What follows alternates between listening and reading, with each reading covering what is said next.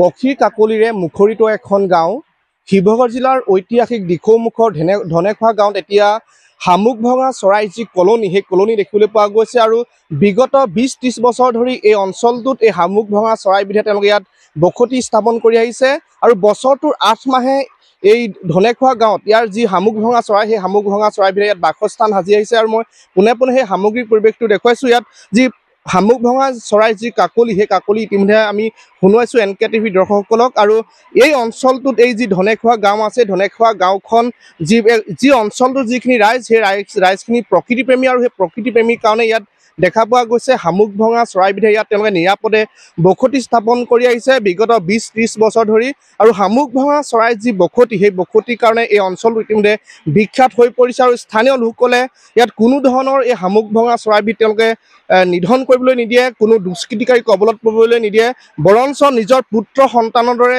এই শামুক ভঙা চৰাইবিধক ইয়াত তেওঁলোকে প্ৰতিপালন কৰি আহিছে আৰু আমি সেই দৃশ্য যিটো দেখুৱাইছোঁ আনখন উইণ্ডোত কেনেধৰণে শামুক ভঙা চৰাইবিধে ইয়াত নিৰাপদে তেওঁলোকে বসতি স্থাপন কৰি আহিছে আৰু এই যি অঞ্চলবাসী ৰাইজ তেওঁলোকে ইতিমধ্যে প্ৰকৃতিপ্ৰেমৰ এটা সুন্দৰ নিদৰ্শন দাঙি ধৰিবলৈ সক্ষম হৈছে। মই আমাৰ এজন স্থানীয় লোক আছে, মই আপোনাৰ ওচৰলৈ আহিছোঁ, কি ক'ব আপোনালোকৰ বাৰীতে বিগত বহু বছৰ ধৰি শামুক ভঙা চৰাইবিধে নিৰাপদে আশ্ৰয় লৈ আহিছে আৰু আপোনালোকেও সম্পূৰ্ণ নিৰাপত্তা দি আহিছে, গতিকে কি ক'ব এই ক্ষেত্ৰত?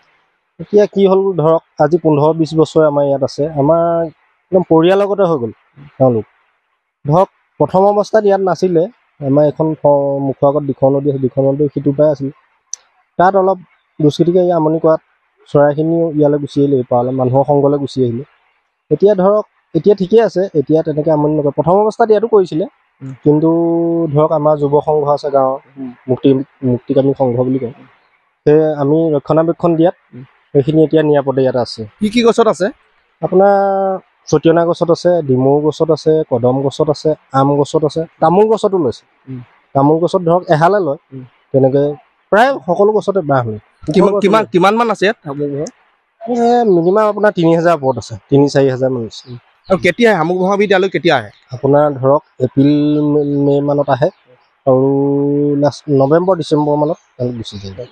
হয়, নিশ্চয়কৈ আমি শামুক ভঙা চৰাই যি সুন্দৰ দৃশ্য সেই সুন্দৰ দৃশ্য আমি দেখুৱাইছোঁ কেনেধৰণে শামুক ভঙা চৰাই ইয়াত কাকলিৰে মুখৰিত হৈ থাকে ধনেখোৱা গাঁও। মই আৰু কি আইতা আছে, মই আপোনাৰ ওচৰত আহিছোঁ, বাইদেউ কি ক'ব? যিহেতু আপোনালোকৰ অঞ্চলটো ইতিমধ্যে অসমৰ যি মানুহ দেখা যায় প্ৰকৃতিৰ মনস্পটত, কিন্তু ধনেখোৱা গাঁওখন আপোনালোকৰ শামুক ভঙা চৰাইৰ কাৰণে বিখ্যাত আৰু আপোনালোকে যিটো সংৰক্ষণ কৰি আহিছে এতিয়া কি ক'ব? এইটো বিষয়ে আগতে জনাই আছোঁ এইটো মই, গতিকে যিখিনি ব্যৱস্থা আমাৰ ইয়াত ধৰি লওক আছে আজিলৈকে ধৰি লওক কোনো ইয়াত অপকাৰ কৰা নাই। আগততো সিপাৰত আছিলে, নৈ সিপাৰত আমাৰ এখন বাৰী ডাঙৰ হেৰি আছিলে চাপৰি, তাত আছিলে, তাত বহুত অত্যাচাৰ কৰাৰ কাৰণে মানে তেওঁ ইয়ালৈ গুচি আহিলে। এতিয়া আহি ইয়াতে নিৰাপদ জেগাত আছে, মানুহেও তাহাঁতক যথেষ্ট মৰম কৰে, একো দিগদাৰ নকৰে, সেইকাৰণে ইয়াৰ পৰা ধৰি লওক তেওঁলোক আৰু নিজে থিতাপি লোৱাৰ আগতে ল'লে আৰু এইবছৰ ঘূৰি গৈ যায়গৈ যদিও আকৌ আহি নিজৰ জেগাত পৰেহি অহা বছৰকে, এনেকুৱা নিচিনা মানে। ৰাতিপুৱা যেতিয়া আপোনালোকে পক্ষী কাকলিত হাৰ পায় তেতিয়া কেনেকুৱা লাগে?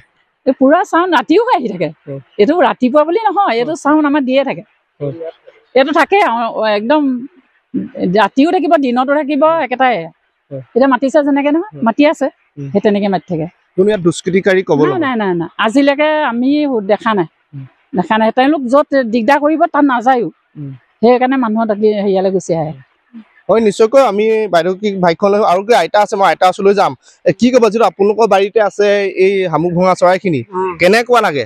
ভালেই লাগে, ৰাতি হ'লে মানুহৰ মাতৰ নিচিনা শুনি থাকে আৰু ৰাতি দিন সদায় তেনেকেই থাকে। আৰু নিজৰ পুত্ৰ সন্তান দৰে আপোনালোকে মৰম কৰে? তেনেকেই আমি মৰম চেনেহ কৰি থাকোঁ। আজিলৈকে আমাৰ ইয়াত কোনো মাৰকিল কৰিবলৈ চৰাই ওপৰৰ পৰা পৰিলেও মাৰকিল নকৰে। হয়, নিশ্চয়কৈ আমি যিহেতু ধনেখোৱা গাঁৱৰ যি শামুক ভঙা চৰাই কাকলি, সেই কাকলি দেখুৱালোঁ অসমৰ মানচিত্ৰত এই ধনেখোৱা গাঁৱৰ যি এক ঐতিহ্য, যি প্ৰকৃতিপ্ৰেমৰ যি এক সুন্দৰ নিদৰ্শন দাঙি ধৰিছে ইয়াৰ অঞ্চলবাসীয়ে।